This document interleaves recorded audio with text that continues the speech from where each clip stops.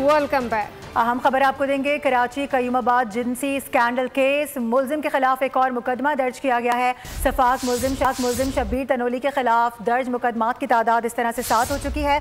बताया जा रहा है कि नया मुकदमा सिंध में आर्जी रिहायशी एक्ट की खिलाफ वर्जी पर दर्ज किया गया। कराची कयूमाबाद जिनसी स्कैंडल है, ये मुलजिम के खिलाफ एक और मुकदमा दर्ज कर लिया गया है। सफाक मुलजिम शब्बीर तनोली के खिलाफ दर्ज मुकदमात की तादाद अब 7 हो गई है, जबकि नया मुकदमा सिंध आरसी रिहायशी एक्ट की खिलाफ वर्जी पर दर्ज किया गया है। मुकदमा सरकारी मुद्दत में मकान मालिक और मुलजिम शब्बीर तनोली के खिलाफ दर्ज कर लिया गया। मालिक की तलाश में पुलिस छापे मार रही है। गिरफ्तारी अमल में ना सकी मुलजिम से बरामद होने वाला मोबाइल फोन फॉरेंसिक के लिए इस्लामाबाद भिजवा दिया गया।